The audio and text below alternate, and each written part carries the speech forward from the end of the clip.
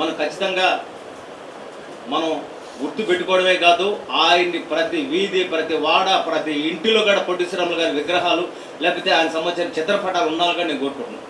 ఎందుకనంటే ఆయన మర్చిపోవడం అంటే, నేను అమ్మను మర్చిపోవడం తప్పులేదు, నాన్న మర్చిపోవడం తప్పులేదు, కానీ పొట్టి శ్రీరాములు గారిని మర్చిపోవడం అంటే అంతకంటే దారుణం, దుర్మార్గం ఇంకొకటి లేదు. ఎందుకంటే నాయకులు చాలామంది వస్తారు, ఎమ్మెల్యేలు అవుతారు, ఎంపీలు అవుతారు, సీఎంలు అవుతారు, పిఎంలు అవుతారు, అన్నీ అవుతారు.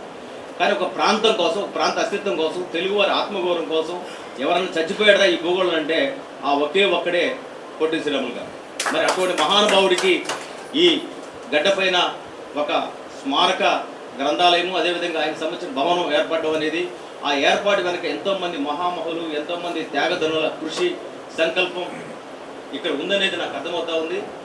నాకు తెలిసి ఈ ప్రాంగణంలోనే ఆయన ఆత్మగాడు తిరిగాడుతుందని నేను భావిస్తున్నాను. ఎందుకనంటే మనం మాట్లాడుతున్న ప్రతి మాటకి ఆయన మనకిచ్చిన వారసత్వమే, ఆయన వారసత్వంగానే, ఆయన వారసులుగానే ఇక్కడ ఉన్నాం. భౌతికంగా మన దేహం రేపో ఎల్లుండో, ఆవులెల్లుండో 5 ఏళ్ళు 10 ఏళ్ళు కుసించిపోవచ్చు, కానీ లక్ష్యం, ఆశయం మాత్రం ఇప్పటికి పోదు.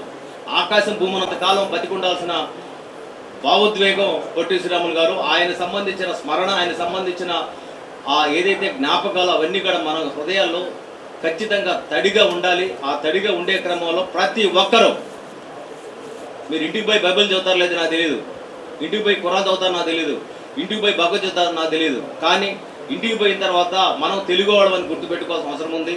ఆ తెలుగు వాళ్ళతో పాటు పొట్టి శ్రీరాములు గారు గుర్తు చేసుకోవాల్సిన అవసరం ఉంది. అది కన్నయ్య గారు చెప్తేనే గుర్తు చేసుకోవాల్సిన బాధ్యత కాదు.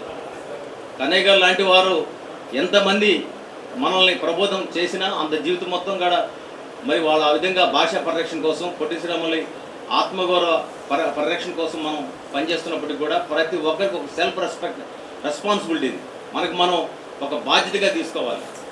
కాబట్టి నేను నాకు ఇచ్చిన తెలుగు అకాడమీలో ఏదైతే బాధ్యత అప్పచెప్పారో ఆ బాధ్యతలో భాగంగా నేను రాబోయే రోజుల్లో ఒక మ్యాగజైన్ తీసుకొస్తున్నాము.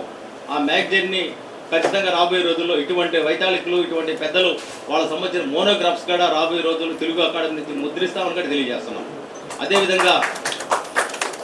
అదేవిధంగా ఆయన గురించి మోనోగ్రాఫ్స్ రాయించడమే కాకుండా జీర్ణావస్థలో ఉండే అనేక పుస్తకాలు కూడా తిరిగి పునరుజ్జీవనం చేస్తామని కూడా తెలియజేస్తున్నాం.